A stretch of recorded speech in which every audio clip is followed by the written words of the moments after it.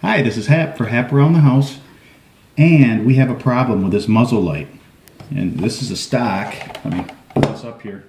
We put the stock on this rifle, and it is empty, and there's no rounds in there. We put this stock on, and I noticed that we're going to have a problem with the magazines that I already own.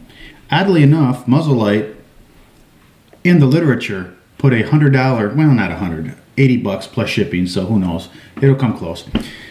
They put it in their literature that you can buy it. It's the one that's kind of like a teardrop, but I'm not into that. I already have God knows how many of these things, and these are $19. So I don't really want to spend another $100 when this thing, the whole stock costs $100.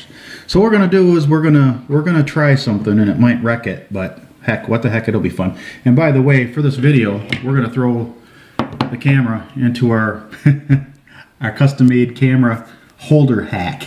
That's a video that's also on my page there on YouTube. So go ahead and put it in there, and we'll show them why we're doing what we're doing. And it's very simple once you see that this has been set up to sell more of the other style of magazines. If you see right here, and this is hot, we're going to be using the glue gun again. This is the second video with the glue gun.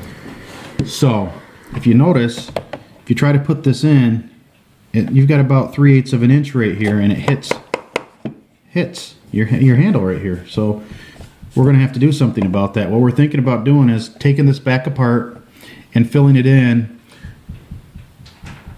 with this. This is plastic that I bought off of eBay, black plastic, and if you look, it's very close to the color.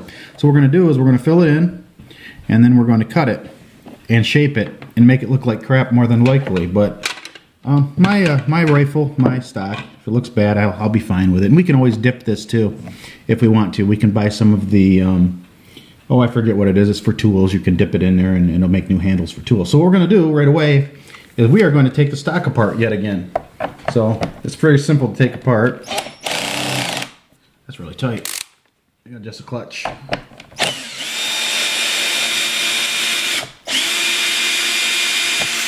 Here we go. One.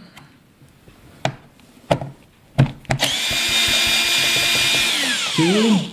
We're also going to have to take the scope off too, obviously.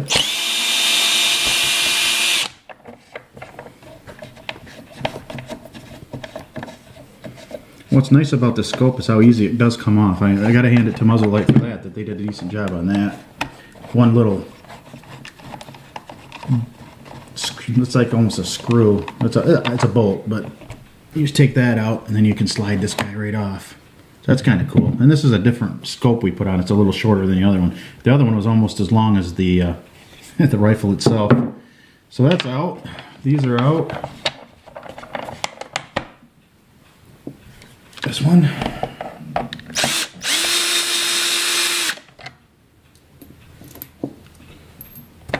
Oh, let's see. I think we have two more. Let me get these out of the way a second. We don't need those right there. And we think we have two more.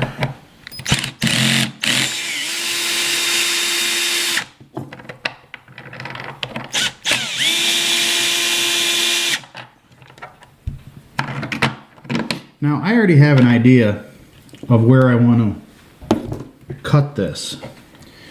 Now, this is still together, so why don't I, here, just leave that alone, that's fine.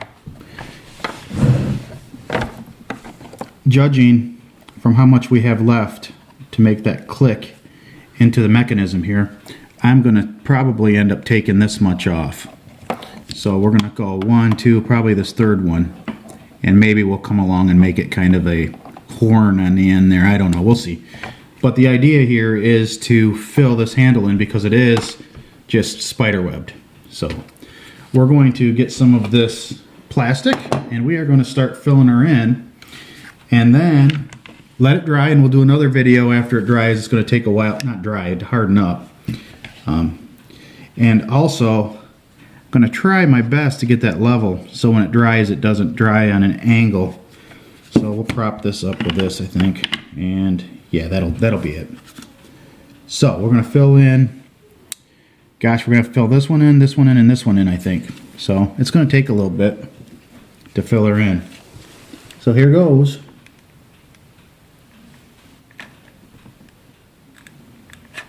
And this is really nice, the way that this glue, I didn't know that it came in so many colors. This is quite literally, there's a rainbow of colors you can get off of eBay, and they're not very expensive, and they ship them right to your house. Of course, it's from China. So, you know, what do? I can't make this stuff myself, so. So what we're going to do is let that sit there, and I may overfill it a little bit and maybe get a plastic file, a steel file that's designed to take plexiglass and stuff and smooth it out a little bit. I'm going to need another one. So when you need another one, you just do this, put a little drop of that on and put it right against the other one for a second. And in theory, you'll have one piece then. So we'll fill this one in.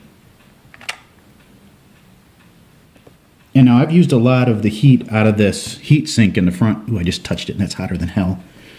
Don't touch it if you can help it. But yeah, I used a lot of the heat out of the heat sink, so I'm going to give it a second to heat back up. I can feel that it's starting to, it's taking more pressure to pull the trigger, and when you pull the trigger it forces this against the steel, this little heat sink, so you have to give it some time.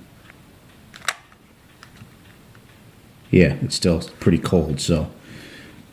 Let's see, what have you guys not seen about this rifle? I think that when we put it together, you saw everything about this. This is a very nice, I like the stock, I really do.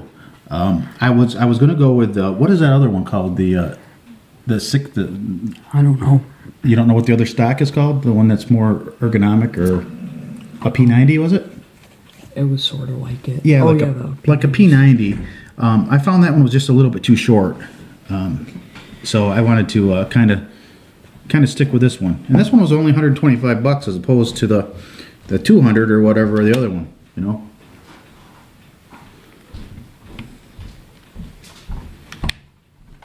What's this one here? Yeah, that's the P90 right there. We'll show you that one.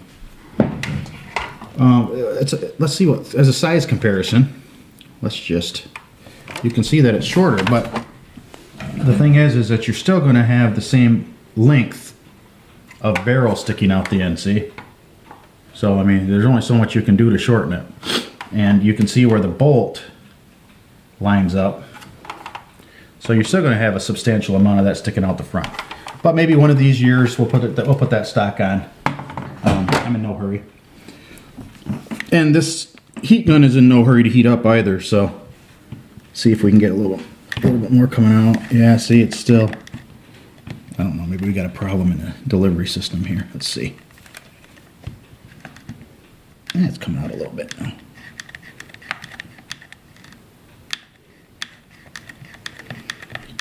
But we'll see what this turns out to be. I was kind of, we have another video of the rattling that we got out of a Russian-made SKS when we put the synthetic stock on.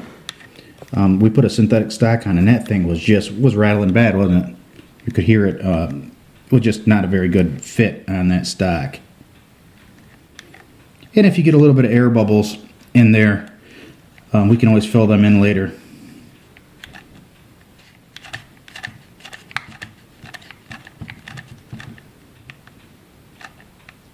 And let's see, how's that look?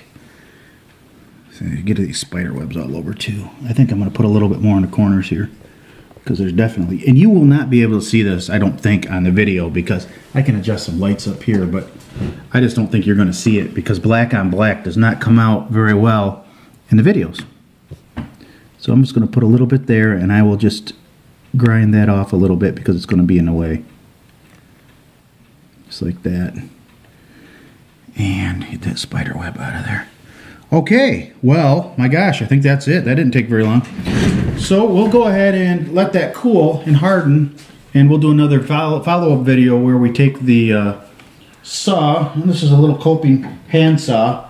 I have grand ideas that I'm going to use this. Now, once I start, I may really change my thinking, because I don't know how well this is going to cut through the plastic.